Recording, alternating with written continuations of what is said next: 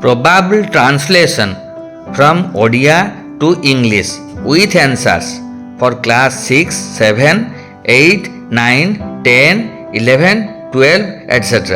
अभ्यास करंतु ओ परीक्षा पाई प्रस्तुत हुअन्तु।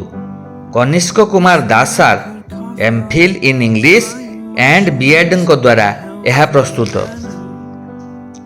The study of my experiments with truth बहीटी महात्मा गांधी आत्मजीवनी अटे। The book the study of my experiments with truth is an autobiography of Mahatma Gandhi. Mahatma Gandhi आम जातिर पिता अटंती। Mahatma Gandhi is the father of a nation.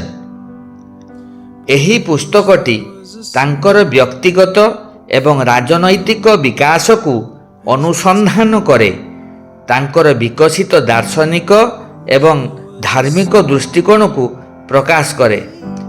This book explores his personal and political development, highlighting his evolving philosophical and religious outlook। एही पुस्तकरे गांधीजींक पिलादिनरू भारतीय स्वाधीनता आंदोलन रे पत्रिका एवं असहयोग आंदोलन माध्यम रे सक्रिय अंशग्रहण पर्यंत यात्रा विस्तृत भाव में वर्णना करा जायछि। Gandhi's journey from childhood to his active participation in the Indian independence movement through journals and the non-cooperation movement is detailed in this book। एही पुस्तक गांधीजींक राजनैतिक, बौद्धिक एवं धार्मिक दृष्टिकोणर विकास को बुझिबा पाई एक गुरुत्वपूर्ण संबल।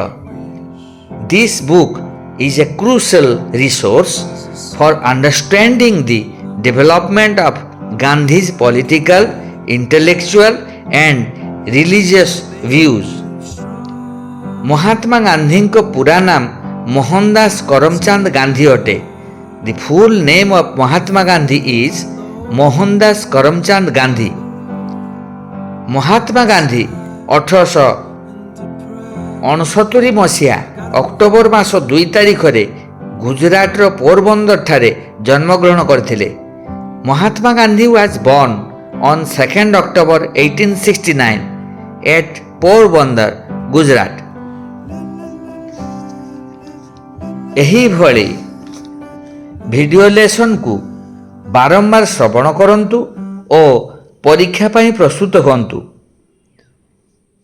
एही भली शिक्षणीय वीडियो लेसन पाइबा को एही चैनल को सब्सक्राइब, लाइक और शेयर करने को आदौ भूलंतु नहीं। धन्यवाद।